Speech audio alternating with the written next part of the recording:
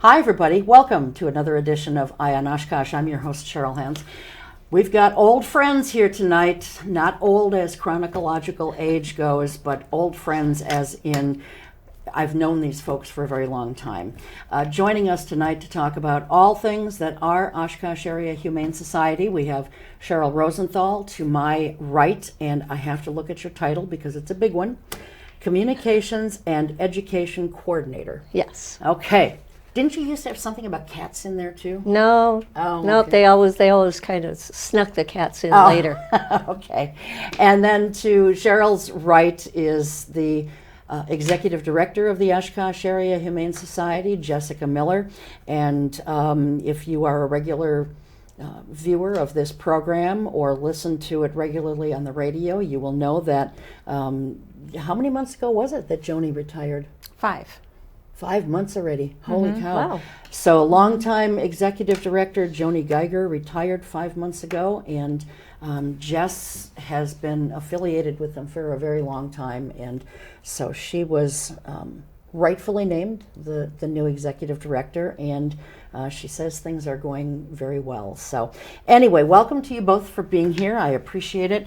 We got lots to talk about tonight. The first thing that we want to talk about for sure is the upcoming Walk for the Animals. Yes, yes. Tell we us are, when it is, where it is. Oh, we are so excited about this. We are having it out at the Winnebago County Expo Center in Barn E. Barn E. And it says so right on the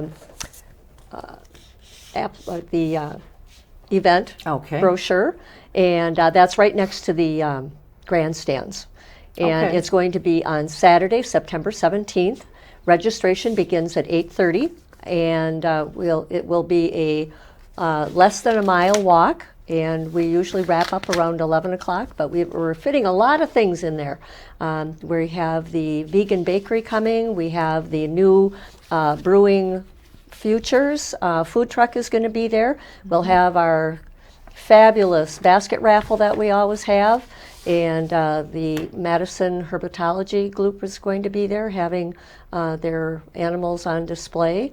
And so herpetology, we're talking snakes, we're talking and bearded lizards, dragons, lizards, all that kind of stuff. all that fun stuff that a lot of people go, ew, and then it's so interesting to speak to these people, and it's another one of those living creatures that deserve to have be taken care of and be thought of as living things. Yes. So trying to think what else. Well, we are having a DJ there, so we're going to have some live music, and we're hoping that people are going to show up in their comfortable pajamas because it's a pajama party.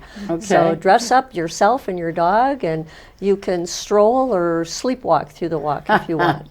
So just come and have a good time. So really, pajamas. Yep. You guys are Pajama absolutely party. serious about that. Yep. Completely comfy. Yep. I got mine all picked out already. All right. And I know a friend of mine bought a special nightshirt. Bedroom slippers are optional. So. Well, you'd almost have to, because I think it would look so strange, pajamas with loafers or sneakers. Or tennis shoes. Yeah. Sandals, so whatever. What time does it start? Registration starts at 8:30. Okay. And the walk itself starts at 10 o'clock. Okay. We're still trying to be respectful of people, of the COVID situation, that we are inviting people that maybe are not comfortable walking in a group. They can come and walk with their family and friends at around 9:30 to do the walk separately, because there are some people that are just not into being into crowds yet. Yeah. So, but the official walk will start at 10 o'clock. And then, of course, Jess, as our new executive director, will be announcing, how much money we raised, who was the biggest fundraiser. And if people want to pick up one of our brochures, or they can check out our website, they can learn all about what they can do to win some fabulous prizes. It's primarily gift certificates.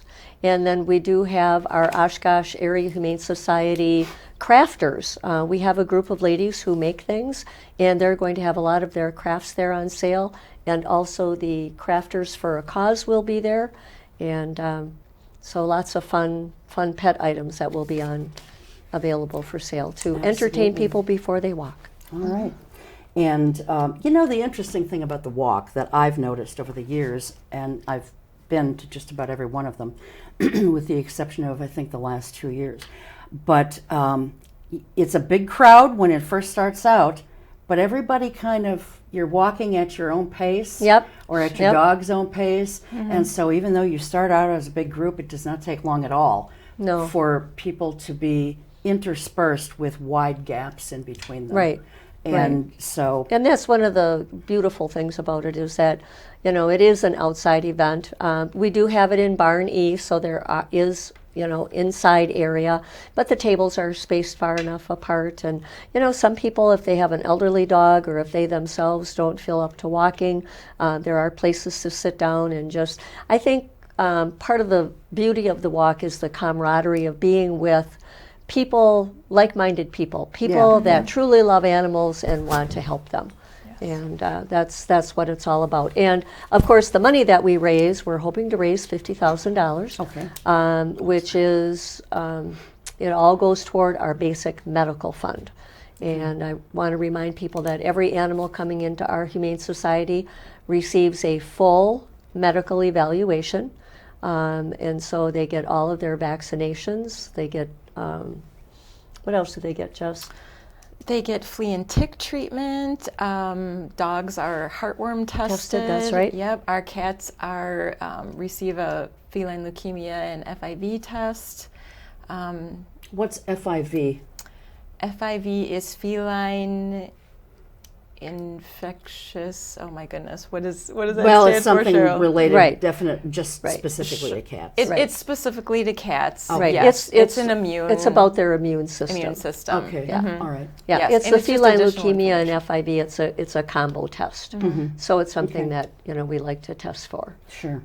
So everybody gets that, and spay or neuter. and if they spaying and haven't neutering. been. So that's a big part of the cost Yeah. to do that for every single animal. Yeah, I don't think that people really realize, whether it's through a humane society or through a rescue group, you know, they see these adoption fees, and I'm not even sure what it is now to adopt a dog from OAHS, but, you know, you're doing medical things with the animals, you're spaying or neutering them. Are you microchipping them at all? Oh, yes, we are. Everybody gets microchipped also. So there's another cost savings for the adopter. Right. I'll give you an example, Cheryl. For our cats, we always say that there's no adoption fee. And then we tell people that there is a reimbursement fee for the rabies vaccination if the animal has received a rabies vaccination, and reimbursement for the microchip, which I believe is $50 or $25 each, which would be a total of $50. And then if you live in the city of Oshkosh, it's $5 licensing fee. And so people sometimes, they say, well, that's an adoption fee.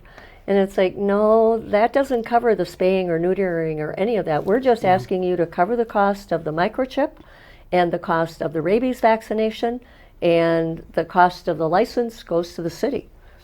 So, and that's for cats. So, and for dogs, adoptions fees range anywhere from $35 up to, I think it's $450, depending upon $350 That's a really big range. What would be at the very lowest end? A dog that's maybe a senior dog or special needs? Yep. Senior dogs. You're exactly right. You're exactly right. That's what it would be. Okay. Yes. So, and for $350, those are for puppies, which we see once in a while. Yeah. And that's an all-inclusive price, though, too. That includes all of their vaccinations, and they do receive a larger series of vaccinations, being puppies. Okay. And the microchip, too. right. So there's more. The younger the animal, the more medical we've invested in that animal. Yeah. Yeah, that's true. And so I just don't think that people really realize what they're getting for that money. Right. You know. And especially right now, where there is a shortage of veterinarians, you know, it's hard to get. Is there a shortage here in Oshkosh? Absolutely. Really? Yes. How did that happen? I mean, did someone retire and go away, or? The demand is so high, and then with COVID, and there are veterinarians who have been leaving the practice, burnout. You know, there's a variety of reasons. Not a lot of people going into veterinary. It's a lot of schooling. It's expensive, And let's face it, just like animal sheltering, it is a highly, highly emotional, draining profession to get into, because you want to you want to treat your patient, but you also have to be aware of your patient's owners, and so they're sometimes that's a difficult balance. Like, what do you mean, Cheryl? What can you explain that a little? Being everybody wants to do whatever they can for their pet, but sometimes people are not able to do everything Financially. that they want to. And I'm sure that and veterinarians understand that, but they just can't give away their services either. So for me personally, I would imagine that is very stressful for them. Yeah. I really don't know the appropriate place in our discussion tonight to say this, but so I'm just going to put this out there. Okay, since we're talking about different things. You guys know that I do a lot of work with volunteer work with a lot of different rescues, and a couple nights ago, now we're taping this on the 18th of August, and so a couple nights ago I was doing a virtual home visit for someone who was adopting a dog from that rescue. And of course, we want to find out what pets you've had in the past. She was very honest about it, but one of her dogs, at a time when they had either 2 or 3 dogs, and at that time, the one dog, she and her husband had gone away. The one dog, while they were gone, got the cupboard door open, the cupboards that are closest to the floor, got it open. They got in there, the 2 of them did, and the other dog, it's so tragic. It really is. I don't think I've ever heard of anything so tragic other than people just being outright mean to animals. But this was just an accident. But this dog, it went after a cereal box, and it got its head caught in the cereal bag and in box. the plastic bag. And it had severe arthritis, so it could not move its paw in a position where it could get it off of its head. And they came home to find their dog lying there with this box on its head, suffocated to death. Yeah. And so I guess as a general safety precaution, I would plead with you folks, if you've got food stuffs along the floorboards in cupboards down there, and you don't have these child-proof things on them, please do consider that, because I heard this and my heart broke. Yeah, for there's this a real woman. hazard with, I've seen people do it, they'll have a potato chip bag and they'll let their dog lick out the potato chip bag, and it'll suction itself to their snout and they can't get it off. So plastic bags, those types of things are very dangerous. You should not leave any of those items available for your dog. Yeah. Things can happen in a split second. Absolutely. So, and we think that we have done the best job of dog proofing or cat proofing our homes. Yep. And then something like that happens. Yeah. And Freak accident. Yeah. So it made me kind of walk along my cupboards and say, okay, this looks pretty good. But it wouldn't hurt to put them on anyway, I guess. So I don't know. Anyway, we were talking about vaccinations and part Medical. of what you guys do. So you have some vaccination clinics coming up. One is in September and the other is in October. Why don't you give us the exact dates and tell us what kind of vaccines these are? And you can tell we're all getting older as we sit here with our glasses. Yeah, Yes, we putting have- my readers on. Absolutely. Cheaters. Yes, yes. We want to make sure that we're giving correct information. That's right. Exactly. Yes. So our clinics are scheduled for Sunday, September 25th, and then also Sunday, October 16th. We were also discussing maybe having a possible clinic in November if the need exists in the community, and we will gauge that as we come closer to that date. And of course, we rely on Mother Nature for some of this too, because we We hold We're the clinics outside. out in our parking lot. Okay. So the dogs are in the parking lot, cats are in the community room, and but it's been very well received, and I think a lot of people appreciate it. Again, this leads back to people have been unable to get their pets in for their regular vaccinations. Some veterinarian clinics are only seeing animals that are extremely ill and need emergency care or urgent care. And so what better time for us to, introduce, doing our vaccination clinics. And then, of course, the vaccinations are distemper and rabies and Bordetella. And we also microchip. We do. We do have a grant from Petco Love, so actually the distemper vaccines are free. Oh, wow. So distemper, rabies, Bordetella, and were those the only three? Correct. Okay. And then microchip is available, of course. Okay, excellent. And for people who don't have their pets microchipped, I would encourage you to do that as well, because sometimes dogs or cats slip out of their collars. This is another ticket home. It just is.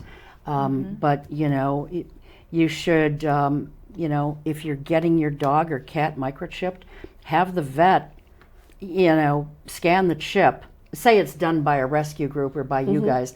I would encourage people to have your vet scan the microchip, make sure that the number on the chip matches the number on the tag, but also so it's readable. I heard just in the last couple of weeks of someone who did not know that their dog had been microchipped, and so they microchipped it, and it turned out they had 2 microchips in the dog. And it didn't really cause any problems per se. It was just money spent that they didn't need to really spend. Well, or you need confusing. to keep both of them updated. Yeah. So, and that's the important thing too, Cheryl. You can microchip your dog. You can have them wear a collar with tags on. You can tattoo their ear. You can do all these things. But the most important thing is the human has to keep their information updated. People move. They forget to change their address. They get a new cell phone. The phone number doesn't work.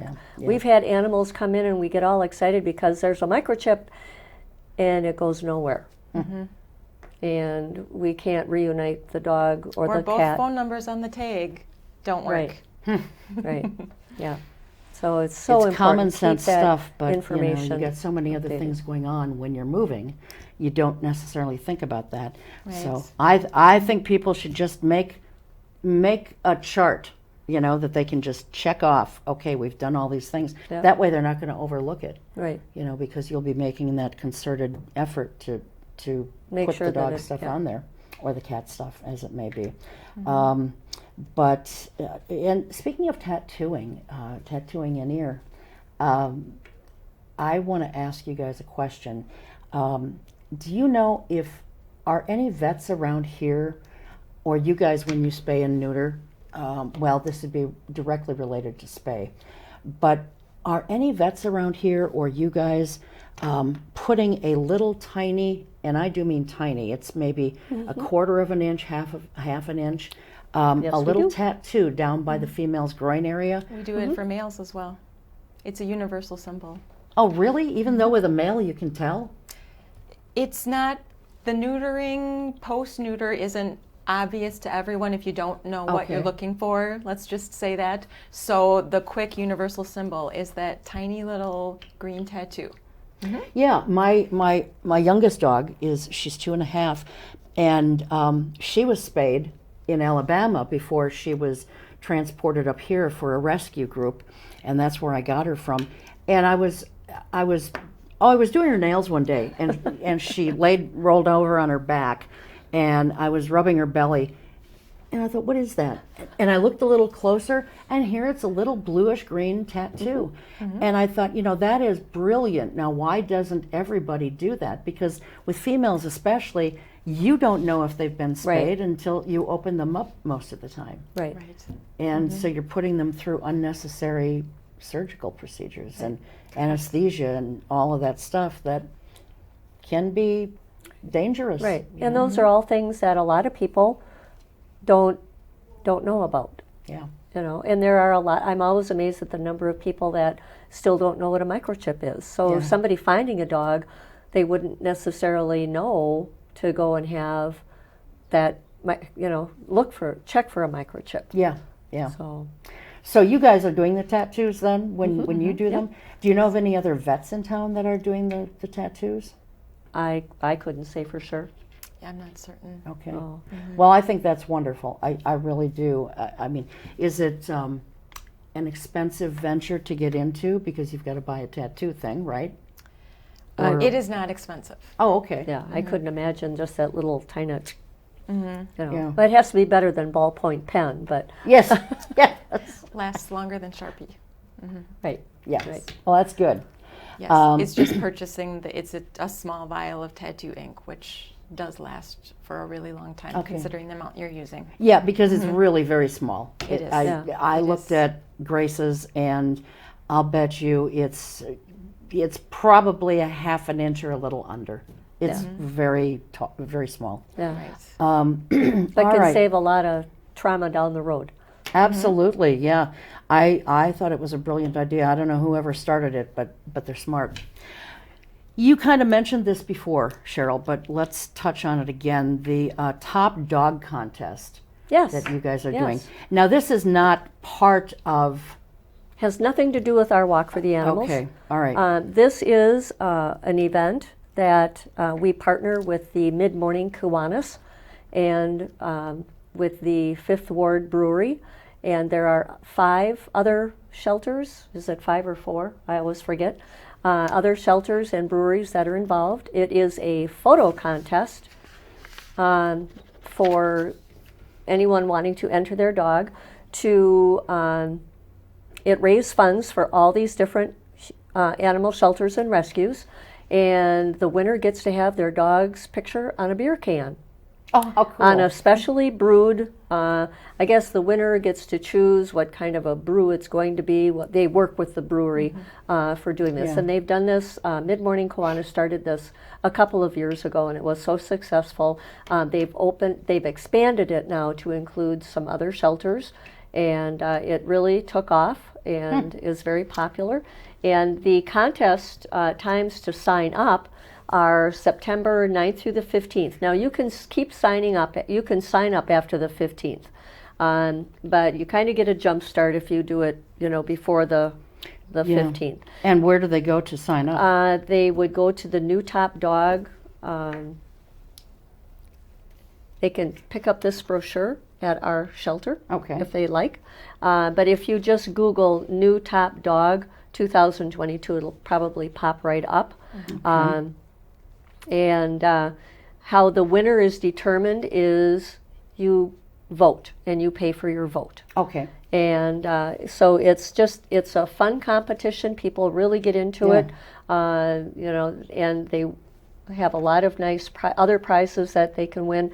But of course, the new top dog gets to have their name. And each area, like our brewery, as I mentioned, the Fifth Ward, the winner in our for the Oshkosh Area Humane Society, we'll have our own top dog, and for the brewery. But then there will be a top dog among all the participants. Oh, wow. So it's, you know, so it helps different areas, but it also helps, you know, one dog in particular. So, Yeah, so it's kind of like a Right. dog show is, where, not the premise, but Right, the operation, right. the way it's done.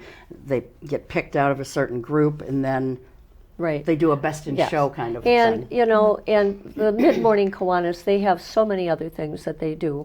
They're not just helping animal shelters. They're part of this contest is to, you know, they have their undercover program. I don't know if you're familiar with that. no. They make sure that children have underwear for school. They make sure that they have computers and different things. So the Mid-Morning Kiwanis, they're kind of taking care of the children and human aspect of the contest, and then the humane societies get to raise money to help the animals. So it's been a really good fit for everybody. It's been very popular. Okay. So we want to remind everybody that, and it started last year around our walk. So it helps us to be able to have our fundraiser, Walk for the Animals, and at the same time kick off this partnership with the Mid-Morning Kiwanis. That's Okay. a really fabulous Is contest. I forget the name of the business, but it's a brewery out on Highway 45, I think. It's got a red top on it. Bare bones? Is that Yes, Bare Bones? Are they part of this too? Yes. Okay. Yes. Because I know that they do other things with you guys. Yes, So- and if they go to the new Top Dog website, and I should take a second here and see if it's on here. All of the participants will be listed on the website. So if people out there have a favorite rescue, they can look and see if they're participating, or if they have a favorite brewery, see who they're backing. Great. So New Top Dog stands for Northeast Wisconsin. Okay. So it's breweries and rescues and shelters in Northeast Wisconsin. Okay. But they've narrowed it down to, and I apologize, it's either 5 or 6 shelters. Sure. Okay. What else are you guys doing? Anything else that's new and exciting? Trying to get through kitten season? Not that that's new. That's not new. That's No. a once a year joy. We wish that it would be, Isn't something it of the usually in the past. spring though? It usually starts right around the beginning of summer. It's Okay. usually when we have the first litter. So very late spring. Well, come in. this year we had our first pregnant cat come in, I think it was April. late February, early March. But then as the weather warms, then you get more and more and more. And because of our crazy weather, what we call kitten season, it seems like we are never without kittens now. Yeah. I mean, right up until Christmas. So it's mind-boggling. So Well, let's talk about, the big problems that, and you guys certainly are not alone in this, but I think it took longer for it to affect you guys. And that's a lot of surrenders right now, pets being returned. I read a figure, and I would like to know if this is an accurate figure, that you guys have had a 33% increase in the number of strays in just the first quarter of this year. That's an accurate number? Yes, we did. Wow. So, and where I got this from, it said with fewer of them finding their way back to their owners, the increase in animals is, of course, it's causing stress on the staff and it's filling up the space that you have. What is going on that there are so many strays? I don't, because, I drive around the city. I don't see that many strays. I see cats sometimes running loose. I had a orange cat run in front of my car the other day, scared the dickens out of me. Yeah. And I thought, well, where's your home, buddy? Yeah, but I've not seen any stray dogs. I mean, so are they coming? Are they being picked up in a certain area of town, or? I think there's probably multiple things that are happening. Landlords have finally been able to implement restrictions again post-COVID. And I think that definitely had an immediate impact on that figure. They are able to now evict people if they have a pet and they're not supposed to have a pet. Okay. They are now able to enforce increases in rent or change pet policies.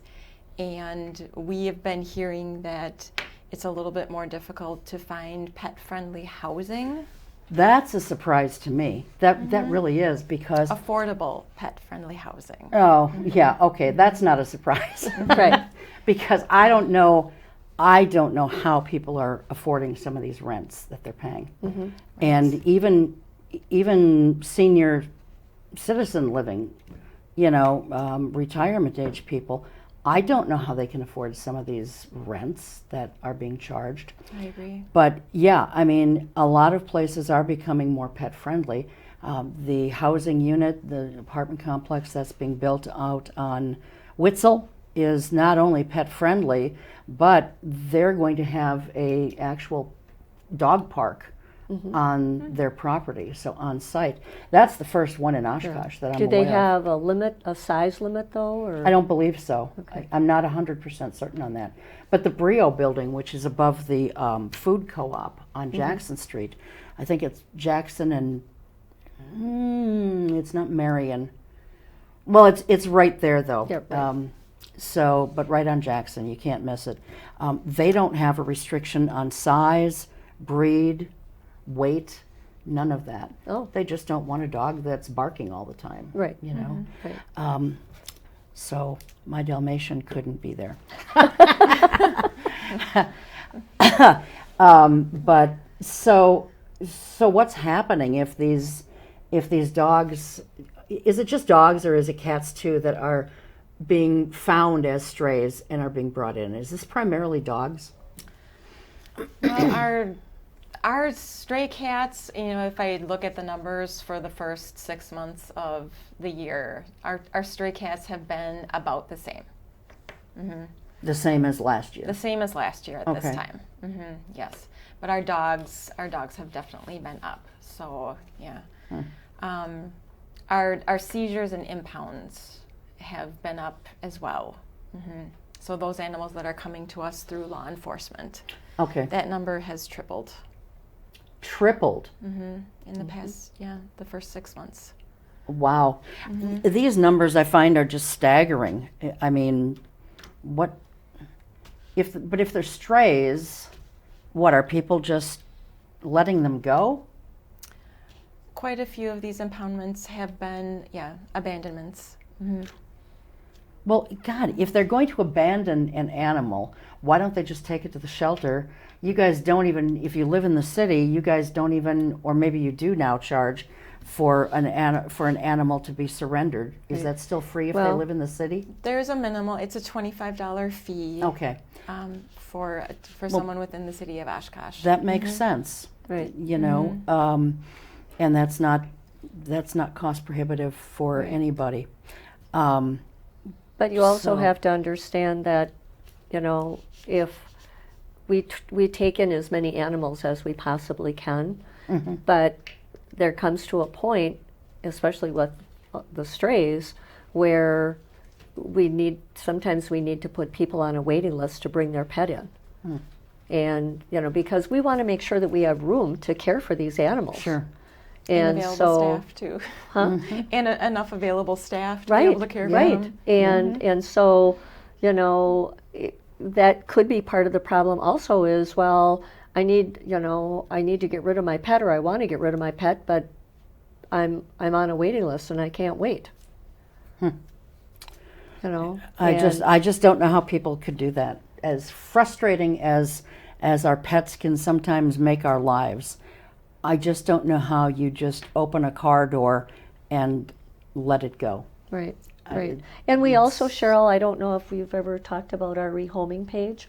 We do have on our website, we offer a rehoming page where the animal we're not involved in this at all. People can go to our website and it's under, I'm trying to think where it is. It's under services. And then surrender and rehome. I'm sorry? It's under surrender and rehome. Yeah, under surrender and services. rehome. And if they click on that, if they scroll down far enough, there's a form that they can fill out. If they need to find a home for their pet, they fill out this form and they submit it to the Humane Society. They go to one of our staff. They look at the information, and if anything is missing, they'll email that person back and say, oh, the picture is blurry, can you send us a different picture? Or you forgot to put in how old the animal is, or what's the reason. And then it's approved and it goes up on our website. And it's active for 60 days. There is no charge.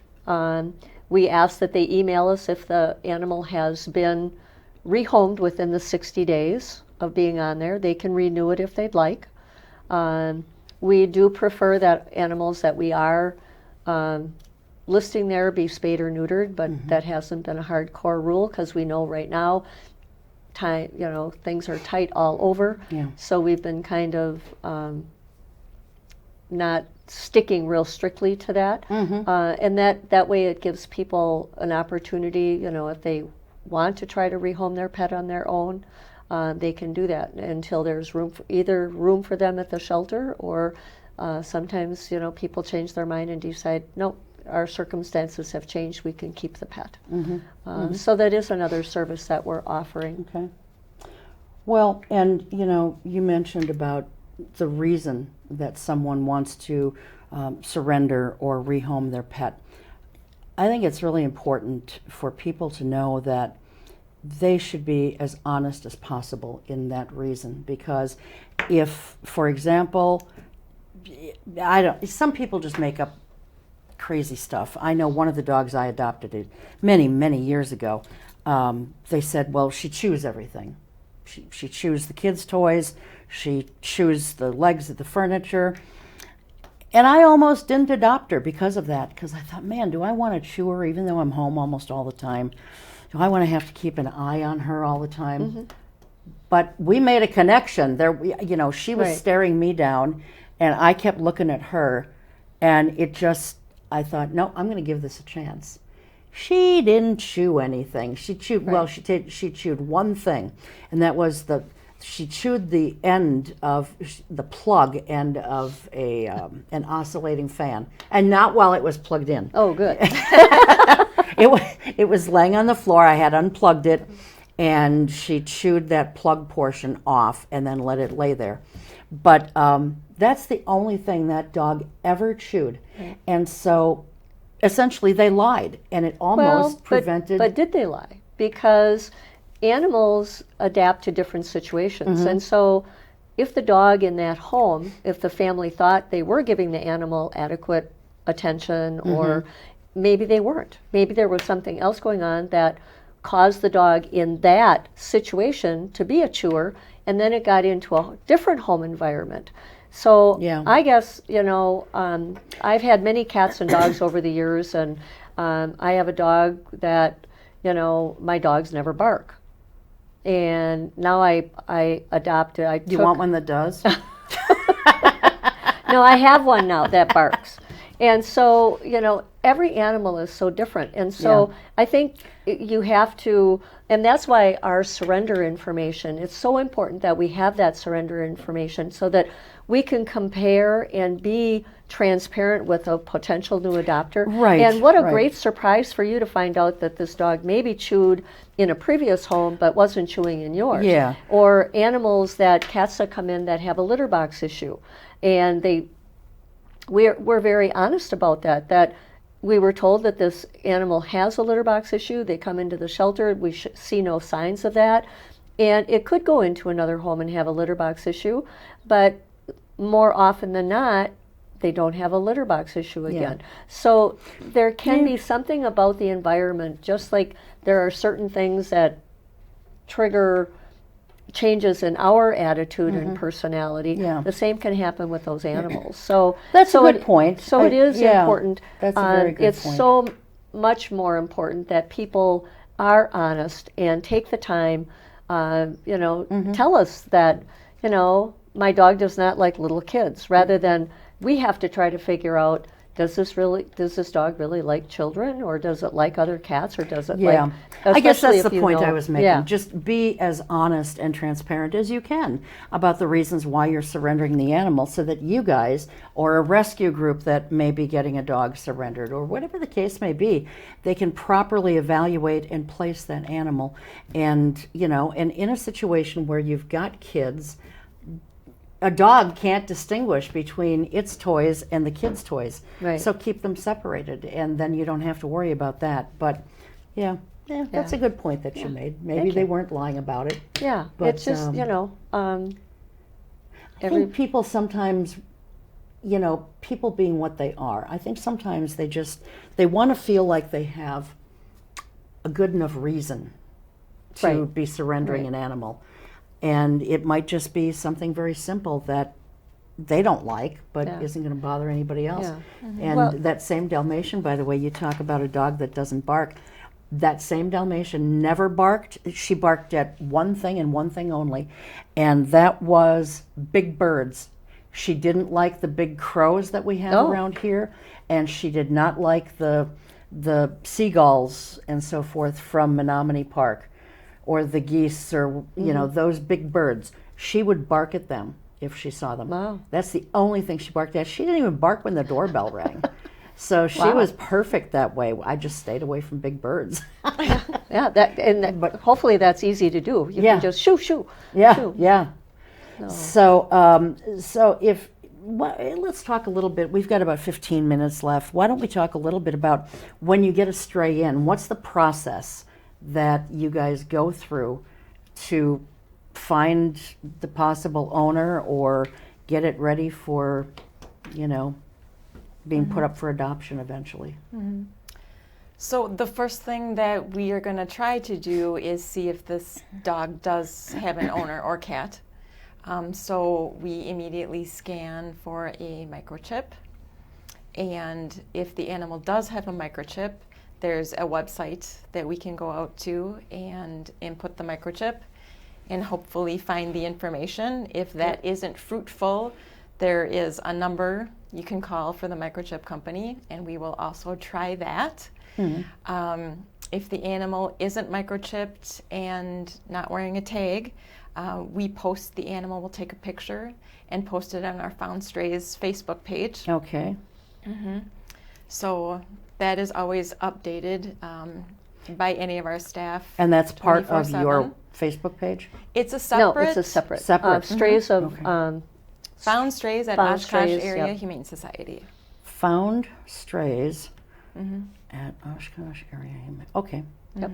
So if somebody's missing their pet, that's one of the first places they can try is going to that Facebook page and see if their pet is listed there, and that will tell them if it's at the shelter.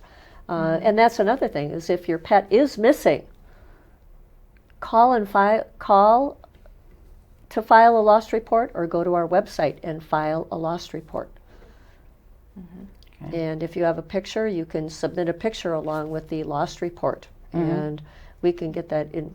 That information is in our records, and every animal that comes in, they check that lost and found book. Yes. There's also, an organization here in Wisconsin called Lost Dogs of Wisconsin. Yep. They do not charge people to, what they'll do is they'll get a picture from you and some information, and then they will put together a flyer or a poster, and they'll send that to you, and you can print it off. And they also put it on their website and or Facebook page. And it's a wonderful organization. It really is. Yeah, and through social media, that is a really great way to help people find their pet, because people see that and they're like, oh, we got to get this, let's find this animal. And if you find out that it's in your area, sometimes it pops up on my Facebook page that, they're in Louisiana or somewhere. I can't really go out and look for that animal. Oh, you're not going to go down to Louisiana and help out? But if it's somebody, something local, you can kind of keep your eye out. And, you never know where an animal I sometimes just drop what I'm doing and I'll go looking in a specific area to try and find that dog. Yeah. I think one of the saddest stories I heard of a dog being lost, it was maybe about 4 years ago, and we were in Appleton eating and saw this lost dog thing come across our phone, and we thought, oh, well, we're right here, we're nearby, let's go help, see if we can help find the dog. Well, I talked to the people and I said, what color is she, blah, blah, blah. Well, the dog was elderly, and they didn't have a fenced yard. And when she was younger, she stayed within her boundaries. However, now she was very much a senior dog. She had lost, now I always get this confused, she had either lost all of her eyesight and most of her hearing, or it was all of her hearing and a good portion of her eyesight. But she could no longer sense where the boundaries were. And yet the owner didn't make any adjustment in her thinking. So she opened the door, let the dog out for the last time before the end of the night. And when she came back from brushing her teeth and washing her face, the dog was gone. It had wandered off. It also had arthritis really badly, and it needed daily medication. That dog was never found until the spring, and then it was found in a ditch. It had laid down and frozen to death. But, you know, it's just like we hear all the time about people wandering away from their homes or assisted living facilities, whatever. And dogs are the same way if they don't have a fenced yard. So people they're easily need to, distracted. You know, they get busy. They can get busy chasing a squirrel, and all of a sudden they're like, "Oh, where am I now?" So, and that's why I don't like underground fences. Yeah. For that very reason, because if their prey drive kicks in and it attracts them too much, they're going to go. Right. They're not going to pay The other any thing I attention. don't like about underground fences is we had one in our neighborhood, and I always felt sorry for the dog because the dog stayed within its boundary. But the neighbor kids would be outside playing kickball, and they kept running in the yard by the dog. How frustrating for the dog. Yeah. They can come in my yard, but I can't go in their yard. Yeah. So, And that's the other part of it. It doesn't keep anything out. right, doesn't keep stray dogs out, doesn't keep the rabbits out. No, you know, and we've had some weird things wandering around in the city in recent months. You know, and I'm talking about right in the city, part of the city that's been around forever. Now, I live just a few blocks from my brother. He lives in the house we grew up in. It's over by Lourdes High School. They had foxes at different times walking down their street. Now, this is not an area that has recently been built and is encroaching on land where these animals are. So foxes, my sister-in-law sent me some pictures just a week or so ago of different types of pheasant that were in their yard. We have turkeys in our yard. Turkeys also. Turkeys. I've seen a turkey in my neighbor's yard. Yeah. I had, and this was weird, it scared me, and boy, was it ugly.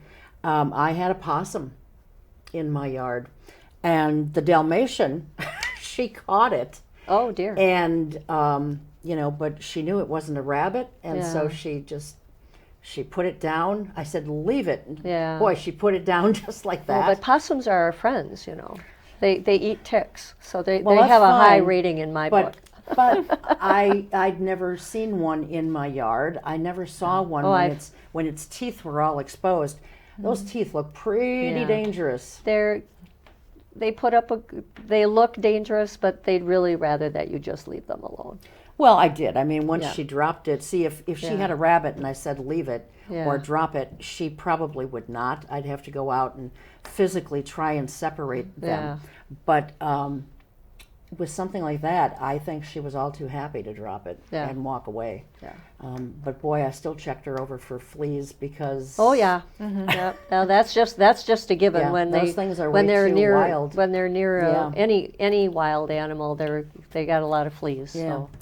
Okay. So what else happens when we have So they're put on that stray animals? Strays at Oshkosh Area Humane Society page. Found strays of Found Oshkosh. strays. Found strays of Oshkosh. Yep. Okay.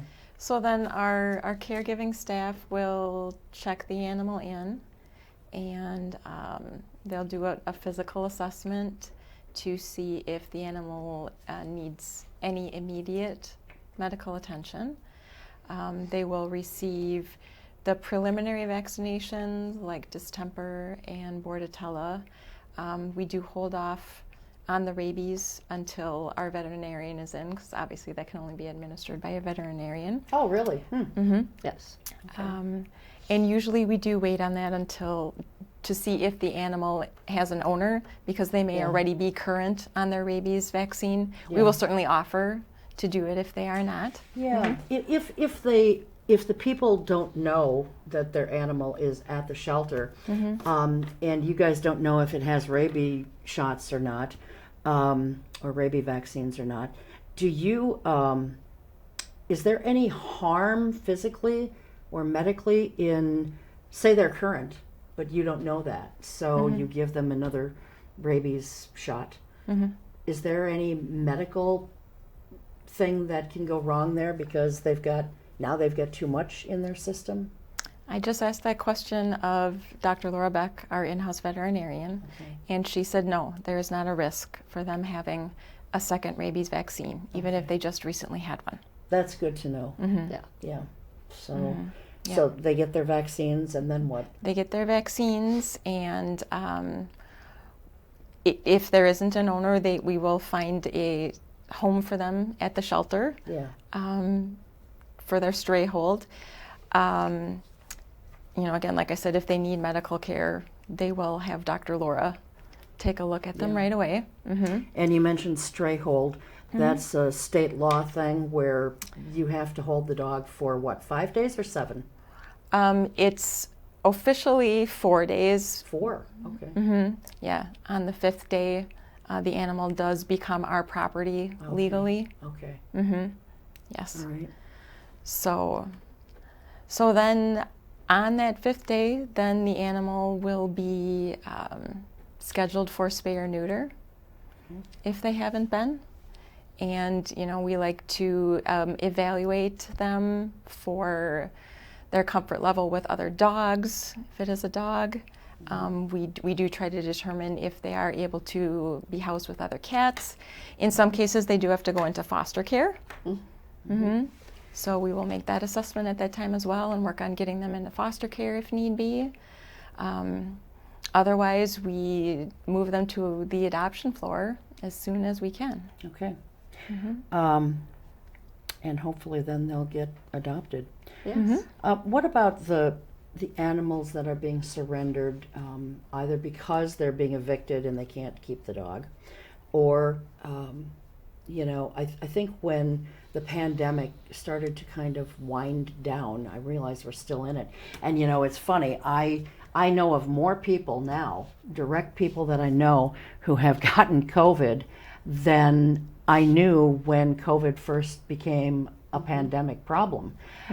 So I don't know what's really going on. It's going around again, it seems. But when things first started to kind of wind down, a lot of shelters and rescues started seeing animals being returned to them because people were going back to work, so on and so forth. But you guys have just recently started seeing this, haven't you, where animals from the pandemic are being returned now? And what are the reasons? Because so many people are still working from home, even though the pandemic has sort of wound down. I mean, they're still working from home. We have guesses, really. We've had animals returned again, because of they didn't realize how much it was going to cost. Additional monthly in their rent or the cost of care itself. I think sometimes or how much work the animal was really going to be, how much attention they required. And and in all honesty, maybe what they thought was going to be a good fit wasn't a good fit. And you can't fault anybody. You can't fault our staff. You can't fault the adopter. Sometimes it just isn't a good fit. It may look really good on paper, but in reality it's not. And that's nothing for people to be ashamed of or afraid of, that if they gave it a good try and they didn't, we certainly are not going to say that we'll never adopt to them again, but it's kind of a learning experience. But it is difficult to have right now, having all of these animals coming in, and I just think it's a really stressful time for everyone involved, the owners, the shelter, and the animals. So what are you doing to combat that, the stress and everything? Well, we're trying to find, one of the things that I think we never have enough of is foster homes. If people can help with foster care, both cats and dogs, it gives the animal a chance to be outside of the shelter. It gives us an opportunity to learn more about that animal in a home environment. Gives some animals, let's say that we have an animal that came in because the owner passed away. the animal has already gone through trauma. So sometimes being in a shelter environment is even more stressful. Yeah. So being able to go to another home, so to speak, for short term, and help us learn a little bit what is that animal like in a home environment, and then bring it back to the shelter to be adopted. So Yeah, I sometimes think about that too. It's just sort of like, well, this dog has, here in the case of people who got dogs or cats during the pandemic, the early stages of it, you've had that animal for a year and a half, 2 years, maybe a little longer than 2 years, and now you're returning it, not just to you guys, but anywhere. Right. You're returning it to wherever you got it from. And, what is that poor animal thinking? Why am I no longer with my family, and why am I in this weird setting now? And I don't know. I maybe I'm humanizing them too much, but I think animals are sensitive enough and insightful enough that they must be thinking things like that. Yeah. I'm just certain that they are. I mean, otherwise, why would we hear of dogs who, sit by owners' graves, yeah, or sit at the driveway of where they've been dumped off, waiting for them to come back, Right. So I do think that animals think about those things. right. So, and there has to be, you have to allow a transition period for the animal, especially if it is an owner surrender, Yeah. because some animals do look for their owner, and Some of that's them just completely shut down right. for a time. Right. And that's something, that's very difficult for us to have to watch and see. But that's what we're there for. And that's why in those instances, that's where our volunteers come in. That's where our foster homes come in. We're always looking for people to volunteer and spend time with the animals, even right at the shelter, and you don't always, I don't know what our volunteer program is like right now because I haven't been involved with that. But, I think just sometimes to sit with the dog or sit with the cats, go in one of the cat rooms and just sit there and be a person. Sure. And read a book, just be company. Yeah. To just have, there's a warm body, somebody to just sit there and, be there. Yeah. That can make So all the you're difference in saying the world. you need people who just want to come out and just sit there with the dogs and Well, so forth. Be part of our. You still have to be a volunteer. Yeah, You have to go through the process because here again Right. there is a liability issue Sure. anytime you're volunteering at a humane society, and we want to make sure that everybody knows the liabilities that are involved with being there. Yeah. But yes, to Well, have that people sounds like a lot of fun, actually. yeah. So And I don't- bet they could wear their pajamas to that too, couldn't they? yeah. Absolutely. We will not judge. All right. Well, we are out of time. So, plan on going to the Oshkosh Area Humane Society's Walk for the Animals coming up on Saturday, September 17th. It's being held rain or shine. If you don't even have a pet, you can walk along with them. Just take yourself for a friend and walk. Yep. And get one of the brochures and try and collect money and see how much money you can raise for these fine folks and the work that they do. So one other real quick note, we need help here on this show. And so if you are interested in donating, volunteering 4 to 5 hours a month, please contact us. You don't need training. We will train you. And I think it's up on the screen right now where to contact me at, and I can give you more specific information. So with that, I will say thank you guys again, and thanks to my 2 crew members here tonight, and to all of you. We'll see you next time. Until then, take good care. Keep your eye on us. We've got our eye on Oshkosh.